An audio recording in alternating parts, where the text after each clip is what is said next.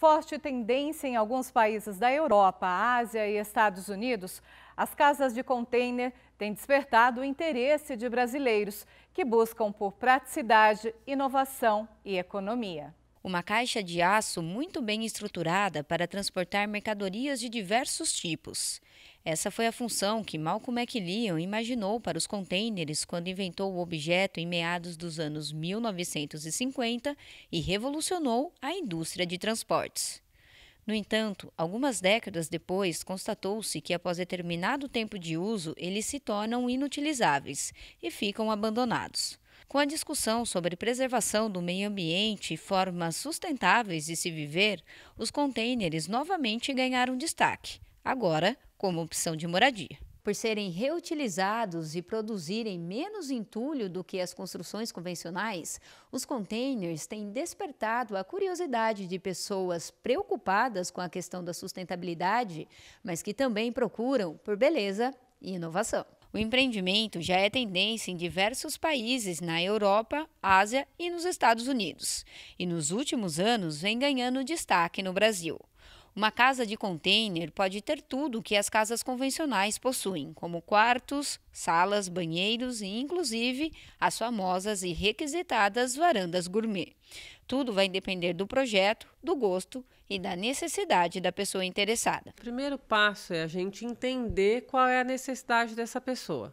Se ela quer uma residência, que tamanho é essa residência, quantas pessoas vão morar nesse lugar. Se ela já tem o projeto, a gente executa o projeto. Se ela não tem, a gente desenvolve junto com ela, a gente tem um departamento de engenharia, e aí a gente desenvolve, então, esse projeto junto com ela,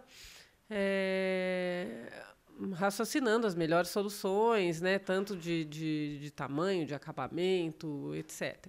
Há várias opções de isolamento térmico, por isso a temperatura dentro dos contêineres é similar à de outras moradias.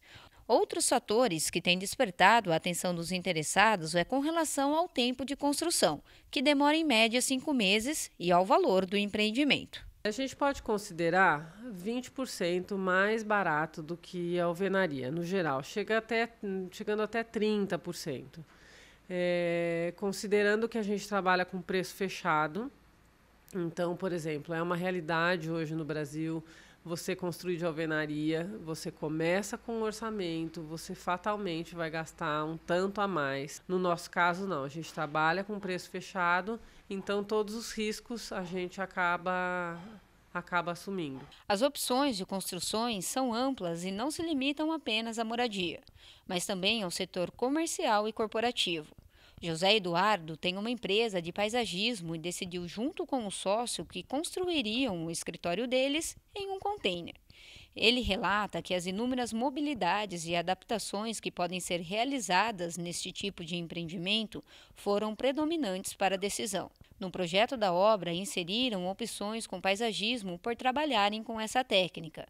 E, através disso, descobriram um novo nicho para a empresa. E um dos trabalhos que nós desenvolvemos na Bela Paisagem, que são os jardins verticais, foi aplicado numa das paredes desse container, numa parede ensolarada, e nós pesquisamos um pouquinho uma técnica muito antiga, milenar, dos macedônios e islandeses, que são os telhados verdes como equalizadores térmicos. Então, nós aplicamos essa técnica sobre o nosso projeto, e aí nós tivemos um resultado muito impressionante. Nós tivemos uma redução de aproximadamente 10 graus Celsius dentro do container, o que fez com que nós não colocássemos o ar-condicionado. E aí que começa toda essa história de trabalhar em containers com as plantas. Para esse professor de arquitetura, o container é uma tendência que aos poucos está se consolidando. Ele explica que é importante levar essa inovação para o ambiente acadêmico, pois através de pesquisas é possível identificar problemas que possam existir no empreendimento e apontar melhorias. Aqui você tem um trabalho, por exemplo, que com a utilização do container para a produção de uma habitação.